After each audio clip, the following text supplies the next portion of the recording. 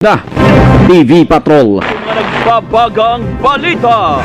The members of the ninja or members of the police who are then protecting the drug syndicates in this country. I'm placing per head 2 million. Pangulong Duterte nag-alok ng patong sa bawat ulo ng mga tinaguriang Ninja Cup.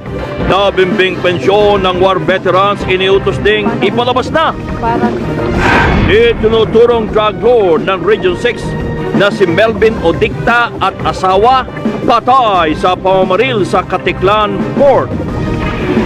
Presyo ng produktong petrolyo tataas na naman sa ikatlong sunod na linggo. Viral sa social media, truck driver sa Cebu pinagsusuntok at sinipa ng nakagitgitang pulis.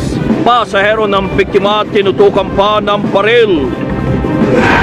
Pangulong Duterte hinamon si Senador De Lima mag-resign na lamang umano sa pwesto.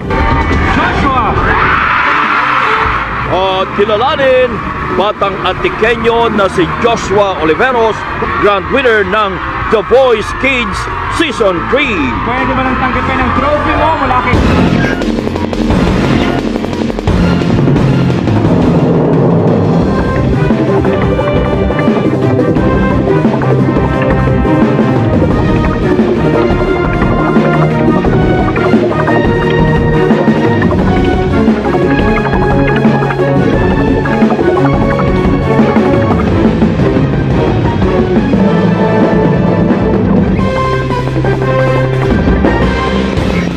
Live mula sa ABS-CBN News Center, Manila, ito ang TV Patrol!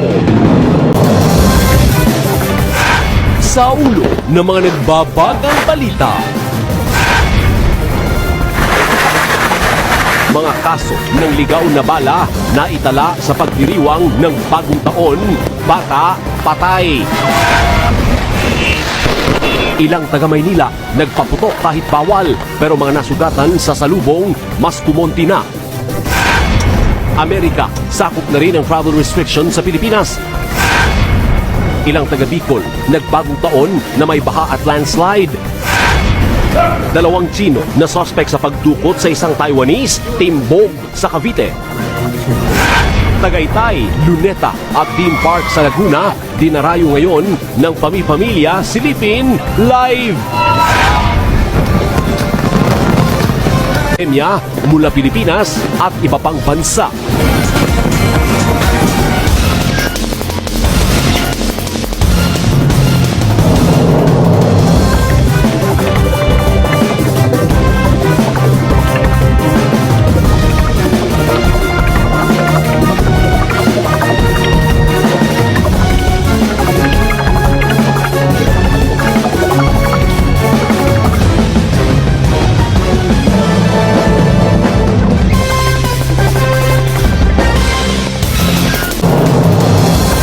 Sa pagbabalik ng TV Patrol, mga Pinoy na walang trabaho, dumami nitong Enero.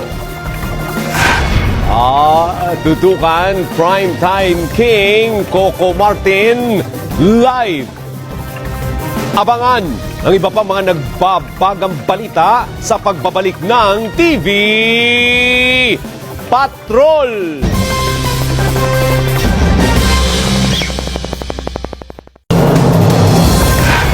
Sa pagbabalik ng TV Patrol, nakaparadang motorsiklo sa Quezon City, tinangay. Insidente ng basag kotse sa Maynila, sa full sa video. Blood moon o total lunar eclipse matatanaw ngayong gabi. Abangan ang iba pang mga nagbabagang balita sa pagbabalik ng TV Patrol.